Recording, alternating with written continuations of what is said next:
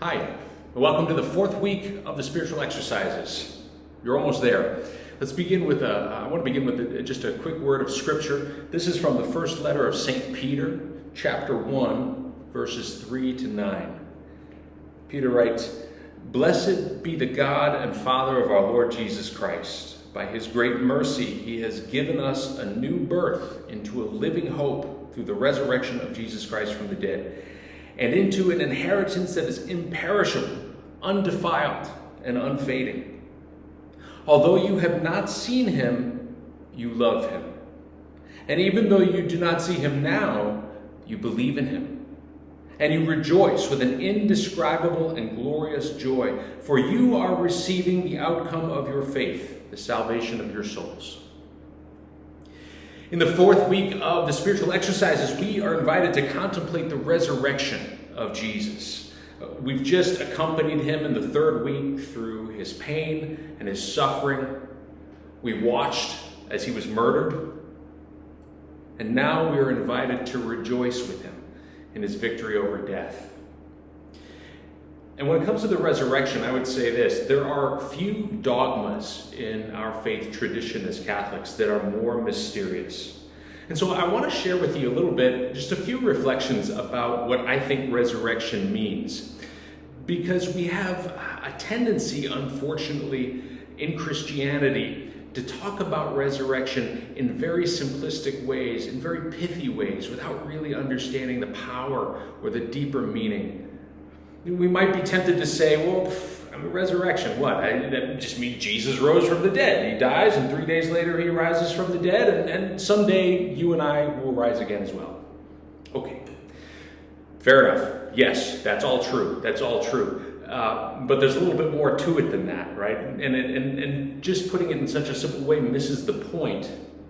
Resurrection is not just about an event that happened some 2,000 years ago, and when we talk about resurrection, it's not meant to be some kind of encouragement to be hopeful that one day we'll be with God in heaven, although we should be.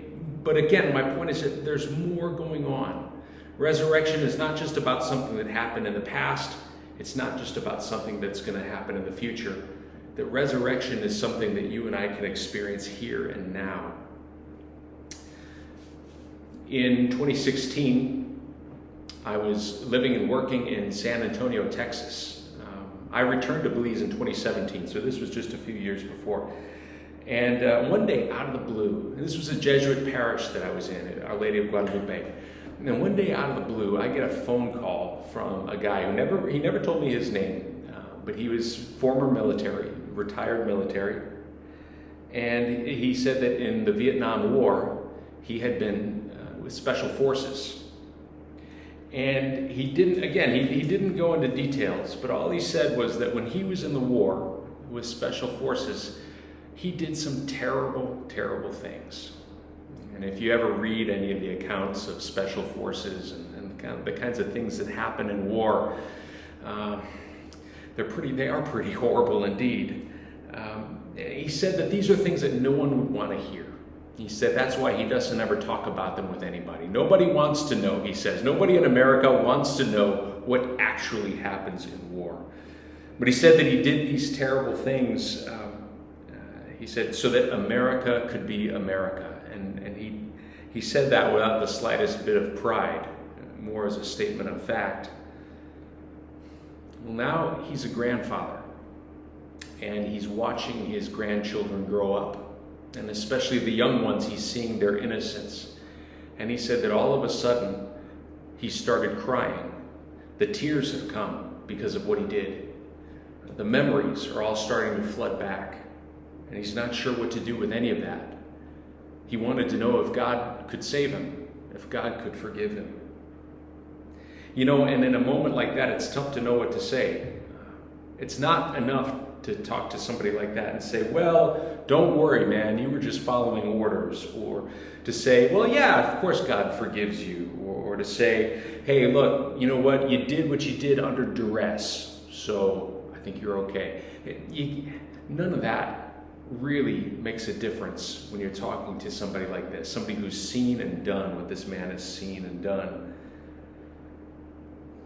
The horror of his own choices now haunt him every day. The death and destruction of a war that ended 47 years ago live on in the hearts and the minds and the bodies of the men who fought in that war. That's the nature of all wars. And that's the nature of trauma in general.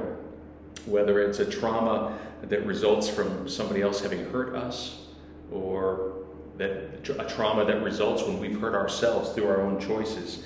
In psychology, they call that moral injury.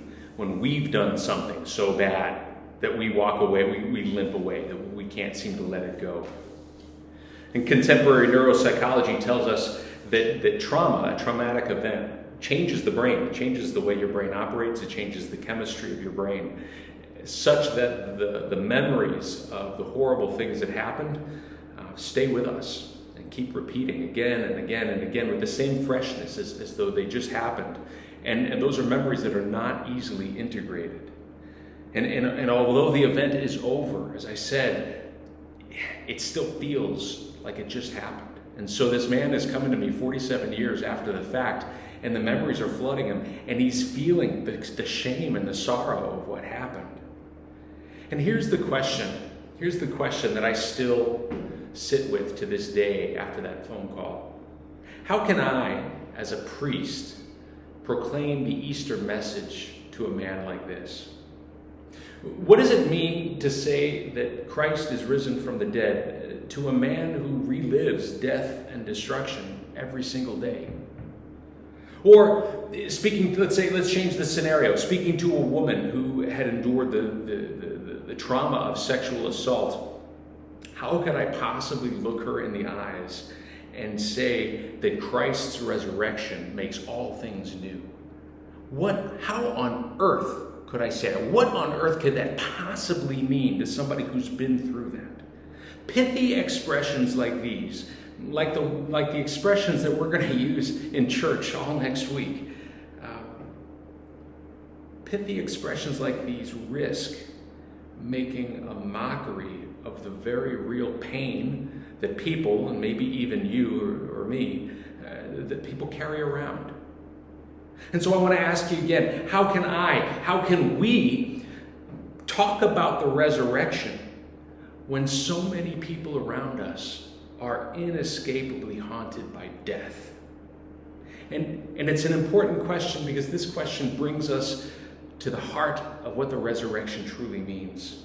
The resurrection is not some nice, neat ending to the Gospels. The resurrection isn't like a beautiful bow that you tie and say, well, there, it's all done. It's not like a great big cosmic, oh, they lived happily ever after. No, that's not what the resurrection is at all. The resurrection is not just our way of reassuring ourselves that, hey, don't worry, everything's going to work out fine if we just have a little faith. No. That doesn't work. That's cheap grace in the face of so much suffering. So before I talk about the resurrection, though, I do want to say a few words about Holy Saturday, because I think to understand the resurrection, I think you need to understand what happens before. So liturgically speaking, in the church, there's not a whole lot that happens on Holy Saturday. It's the one day of the year when there's no Mass and there's no kind of religious service. In fact, most churches remain closed on Holy Saturday. Usually the lay ministers are in there changing all the decorations. As a kid, we used to spend that day dyeing Easter eggs for Easter morning. It just seemed like Holy Saturday was kind of like a day off from all the church that happened on Holy Thursday and Good Friday. Okay, you get a day off, and then there's Easter Sunday. Well, that's not what's going on at all. The fact that Holy Saturday is empty is extremely important. The fact that Holy Saturday is a day of silence in the church. There's nothing going on in the church. That's really significant. And it's a day that I think is packed with meaning. I want you to put yourself, if you would, in the place of the apostles or of the Blessed Mother 2,000 years ago, right? On that very first Holy Saturday. Just the day before, they had watched their friend, Mary's case, that her son died this horrible death, and the sight of blood and the sound of his screams probably still scarred their minds and hearts. And not only did they lose a loved one in Jesus, but they also lost their hope that day. They had hoped that Jesus would be the one to set Israel free. And that day, they thought it was all gone. Remember that they still had no understanding of the resurrection. They weren't waiting for Jesus to rise from the dead. They didn't know he was going to rise from the dead. In their minds, ting done. The horror of Good Friday was over for them, and yet I can only imagine, putting myself in their place, that it lived on. That horror lived on in the minds and the hearts of Jesus' followers. It's not unlike the man from the Special Forces who called me that day. I think of Holy Saturday as kind of this strange in-between place.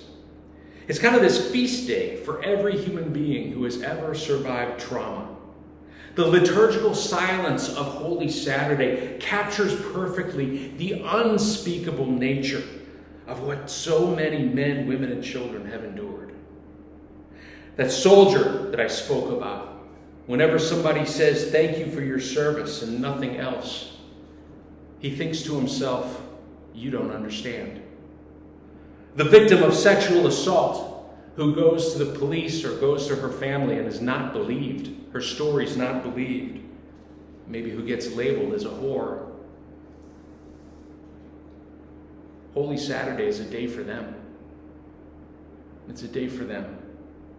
So then, in light of that, what could resurrection possibly mean? We do call ourselves a resurrection people, not a Holy Saturday people.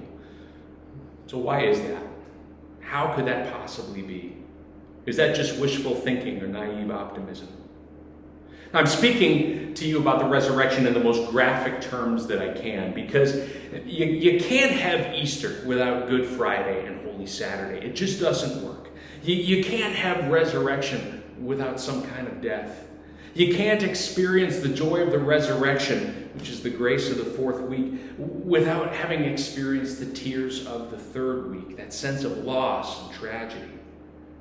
And this is not simply metaphor or poetic language. This is a lived reality, and we experience this each and every day. Yet the resurrection still remains a mystery. The Gospels don't give us too many details about the moment of resurrection itself. We don't know what happened in that moment. Even the accounts in the Gospels of the risen Christ seem kind of confused and unclear. You know, on the one hand, we know that the Gospels are very clear, he's not a ghost. He's flesh and blood, just like you and me. They even have one scene where Jesus sits down and says, "I'm hungry," and he starts eating fish. He doesn't say, "I'm hungry," but yeah, that's the gist, right? And yet, at the same time, he walks through locked doors. How does that happen? I don't know. Jesus walks and talks and interacts with people, but at the same time, he appears in different places to different people at the exact same moment. So we're kind of left with this strange idea, like, I don't know what this resurrection's about. And even being Mary Magdalene's closest friend. And yet when she sees him at the tomb, the Gospel of John says that she thought he was the gardener. She's looking right there, looking right in his face, and she doesn't recognize him. It is difficult to recognize the resurrection. It's hard to see sometimes. And yet, this is what I want to get at. There are moments when our eyes are opened. We have resurrection moments right here in our lives, and we just got to learn to see them. And this is where I start to understand what the resurrection means. And when I was 22 years old, I was in college. I was in my last year of college, and I was on a retreat. I was doing this like a 5-day silent retreat, this spiritual exercises, with my classmates, and we were in a retreat center. And at that time in my life, my dad was very sick. He had a disease called diffuse Lewy body disease, which is kind of like Alzheimer's disease or Parkinson's disease, maybe like a little mix of both. And it's pretty horrible. It's pretty horrible watching somebody die from a disease like that. My dad had it for about 7 years, and just gradually, he lost his ability to speak, he lost his ability to move, he lost his ability to take care of himself, he lost his ability to think clearly, lost everything. It's a horrible disease that strips away the mind and body little by little. And one night on this retreat, though, we were supposed to be praying. It was the last night of the retreat, and so we were praying with the stuff from the fourth week. We were praying with the resurrection. And all of a sudden, this wave of doubt came over me. I started thinking to myself, are you serious? Resurrection? You really think we're that foolish to think that Jesus rose from the dead? I mean, maybe his disciples just made up this story. What? It just seemed like too nice of an ending for this story. Too unbelievable. And so I decided, I said, you know what? It felt like a real crisis of faith. So I go into the chapel and I sit down to pray. And I said to God, I remember very clearly, I said, God, I'm not going to leave this chapel until you explain this resurrection business to me. And I said, I'm going to be here all night if I need to, but I'm not going to leave this chapel. You tell me what this means. And so I sat there in silence. I don't know how long I was in there. But of course, every time I sit down in silence, the brain starts wandering down this path and that path, and I would bring it back. I try to focus. No. I'm going to focus on this question, right? And I began to recognize that my mind was drifting. I started thinking about my dad in the nursing home. And so I'd say, no, I'm not going to get distracted with that. And I'd drag it back. And I wasn't going to let God off the hook. I was convinced, God, you're going to show me something here, or forget about this whole nonsense. And after a little while of that, of thinking about my dad and then dragging my attention back, and then my mind would drift back to my dad and I drag it back. After a little while of doing that, I began to suspect that maybe God is doing something here. Maybe there's something here that God wants me to see. And then I began to realize something. In my dad's illness, he lost everything, but he never lost the ability to smile. Now, my dad had a great smile. My dad had a smile that could light up a room. And the more I thought about it, the more I thought, how could my dad possibly smile? Sitting there in that nursing home, that place where people go to wait to die, a place that smelled like piss. Well, how could he possibly, in the midst of that place, still smile? How could my dad possibly still smile after having lost everything in his life because of this disease? How could he possibly smile? What audacity that must take. And then I realized, that is the resurrection. Every time my dad smiled, every time my dad radiated joy, in spite of everything else, that's the risen Christ.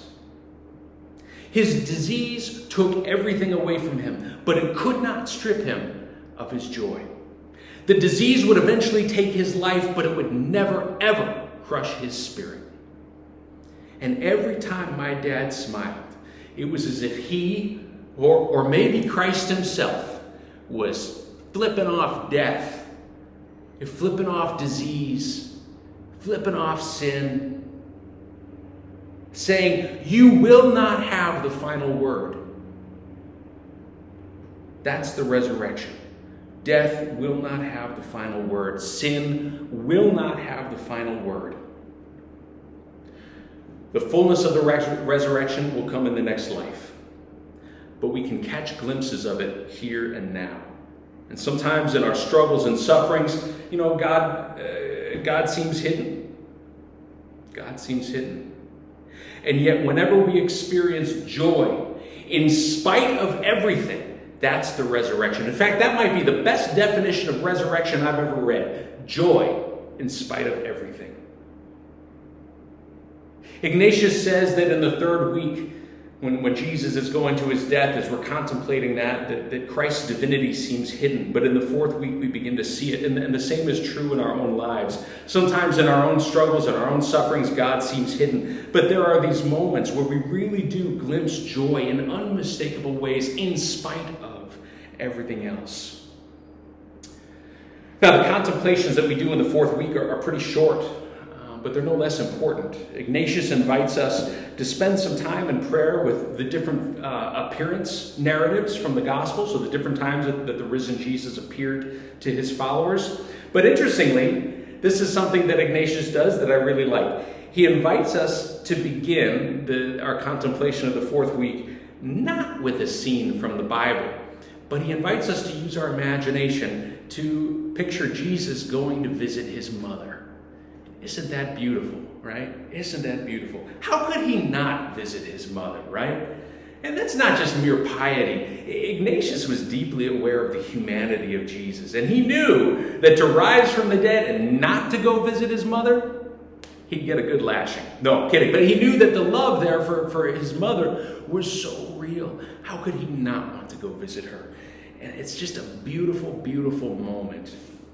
And similarly, I would invite you, as you spend some time in prayer, in a sense to prime the pump, if you want to call it that, of your own prayer periods, by considering what it would be like for you to re-encounter your deceased loved ones again.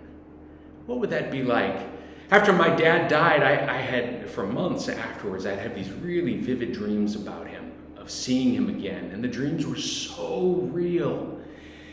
And it felt so amazing just to see him again. And what would that be like for those of us who have lost loved ones? What would that be like to see those loved ones again? Maybe just take a few minutes and see if you can't get in touch with that feeling.